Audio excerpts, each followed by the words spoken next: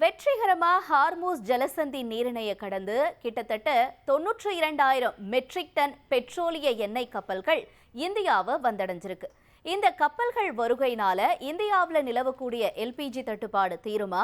கப்பல்கள்ல இருந்து எல்பிஜி எப்படி வீடுகளுக்கு சென்றடையுது அப்படிங்கிறத பத்திலாம் விரிவா பார்க்கலாம் இன்றைய நியூஸ் டீப் டைவ் தொகுப்புல.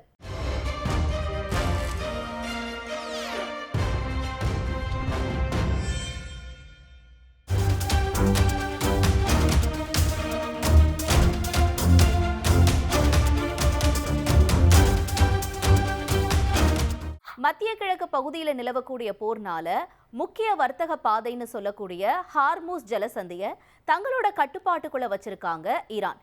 போர் நடக்க முக்கிய காரணமா இருக்க அமெரிக்கா, இஸ்ரேல் நாடுகளுக்கும் அதே மாதிரி அவங்களுக்கு ஆதரவு கொடுக்கிற நாடுகளுக்கு போற எண்ணெய் கப்பல்களையும் தடுத்து நிறுத்தி இருக்காங்க ஈரான். ஹார்மூஸ் ஜலசந்தியை கடக்கிறதுக்கு கொஞ்சம் கூட வழிவிடாம இருக்காங்க இந்த நாடுகளுக்கு. ஆனா அதே நேரம் இந்தியாவில் இருக்கிற நிலைமைய ஈரான் கிட்ட இந்திய தரப்புல இருந்து எடுத்து சொன்னதுக்கு அப்புறமா இந்தியாவுக்கு எண்ணெய் கொண்டு வர 2 கப்பல்களுக்கு மட்டும் அனுமதியை கொடுத்து வழிய விட்டிருந்தாங்க. இந்த 2 கப்பல்கள் மட்டும் இல்ல, இன்னும் 24 இந்திய கொடியோட பாரசீக வளைகுடா பகுதியில இருக்க அந்த கப்பல்களும் இந்தியா வந்தடைஞ்சாதான் நிலைமை பழையபடி சீராகும். அந்த கப்பல்களும் கூடிய விரைவில் இந்தியா வந்தடையணும் அப்படிங்கிறது தான் எல்லோருடைய எதிர்பார்ப்பு. சரி, இப்ப இந்தியா வந்தடைஞ்சிருக்க இந்த 2 எண்ணெய் கப்பல்கள் இப்ப இருக்கிற நிலைமைக்கு எந்த அளவுக்கு உதவியா இருக்கும் அப்படிங்கிறத தெரிஞ்சுக்கலாம். இந்தியா வந்தடைஞ்சிருக்கக்கூடிய இந்த 2 கப்பல்கள் பேரு, ஒன்னு நந்தா தேவி, இன்னொன்னு சிவாலிக். இந்த 2 கப்பல்களும் சுமார் 92,000 மெட்ரிக் டன் வரைக்கும் திரவ நிலையில இருக்கிற பெட்ரோலிய கேஸை நிரப்பிட்டு இந்தியா வந்தடைஞ்சிருக்கு. சிவாலிக் சுமார் 45,000 மெட்ரிக் டன் எல்பிஜியோட இந்தியா வந்தடைஞ்சிருக்கு. இது குஜராத் முந்த்ரா துறைமுகத்துல வந்தடைஞ்சிருக்கு அப்படின்னு சொல்றாங்க.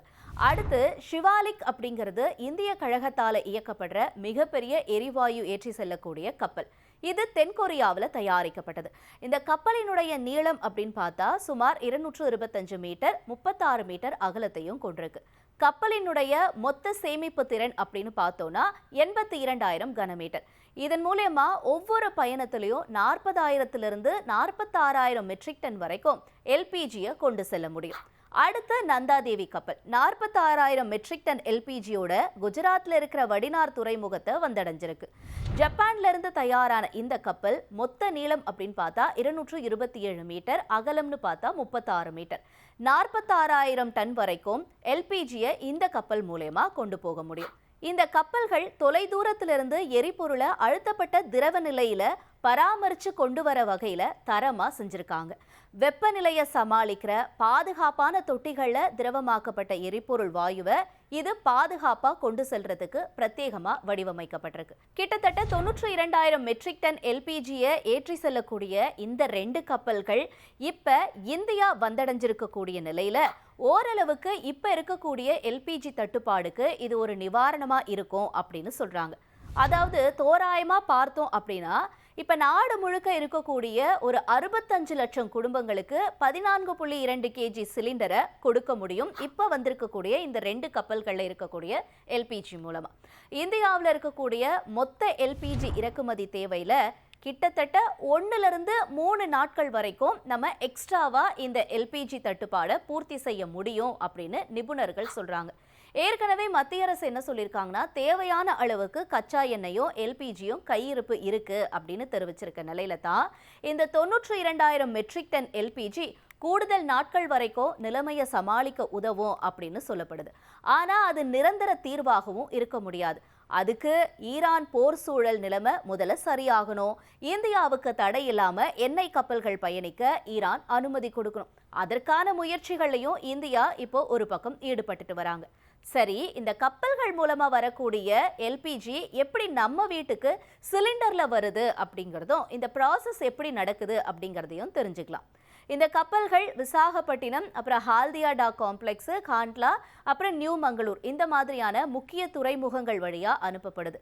துறைமுகத்துல பார்த்தா பெரும்பாலும் 45 டிகிரி செல்சியஸ் வெப்பநிலையில குளிரூட்டப்பட்ட திரவ நிலையில தான் இது சேமிக்கப்படும். அப்புறமா இயந்திர இறக்குமதி உபகரணங்கள் மூலமா பிரம்மாண்டமான கிரையோஜெனிக் சேமிப்பு தொட்டிகள்ல இது மாற்றப்படும்.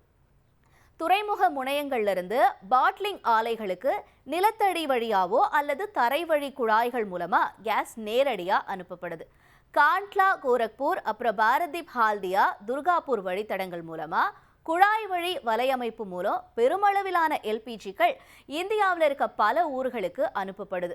குழாய் வழிகள் இன்னும் செயல்பாட்டுக்கு வராத பகுதிகளில் என்ன பண்றாங்கன்னா, பிடிபி ஜிஎல்என் ரயில் வேகன்கள், அப்படி இல்லைன்னா புல்லட் ட்ரக்ஸ்ன்னு சொல்லப்படக்கூடிய உயர் அழுத்த டேங்கர்கள் மூலமா சாலை வழியா இந்த எல்பிஜி மாற்றப்படுது.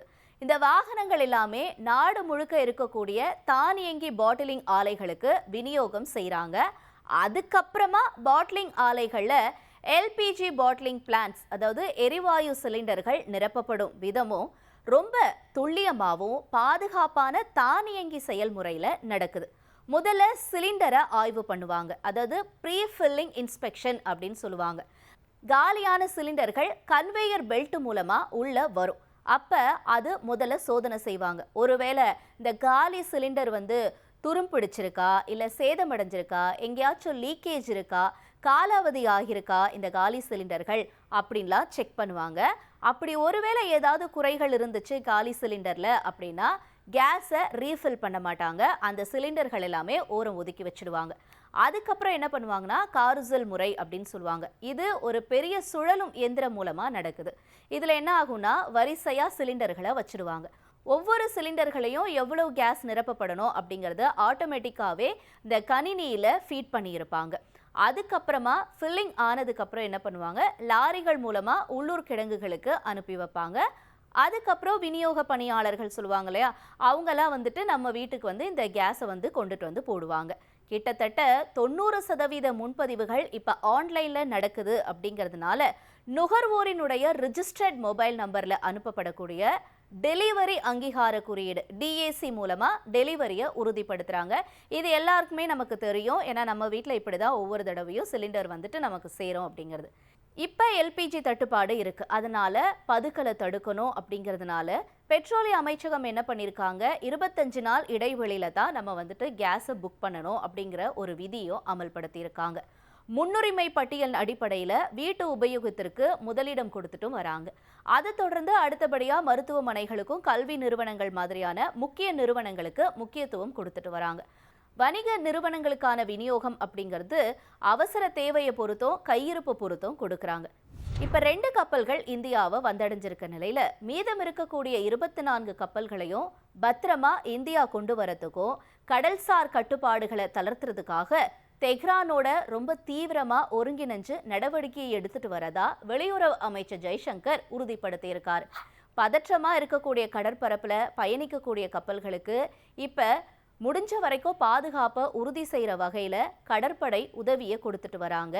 ஜக் லாட்கி இந்த மாதிரியான கூடுதல் எல்பிஜி கப்பல்கள் கூட கூடிய சீக்கிரம் இந்திய துறைமுகங்களை வந்தடையும் அப்படின்னு எதிர்பார்க்கப்படுது. விரைவில் நிலைமை சீரடையும் அப்படின்னு சொல்றாங்க. இந்த மீதம் இருக்கக்கூடிய 24 கப்பல்கள் இந்தியா வந்தடைஞ்சிச்சு அப்படின்னா. இந்தியா இந்த அளவுக்கு எரிசக்தி தட்டுப்பாட்டால பாதிக்கப்படுறதுக்கு காரணம் இறக்குமதியை சார்ந்திருக்கிறது தான். கிட்டத்தட்ட கச்சா எண்ணெயில ஏறத்தாழ 85%, எல்பிஜியில சுமார் 60%, வெளிநாட்டு சந்தைகள்ல இருந்து தான் இந்தியா நம்பி இருக்கு.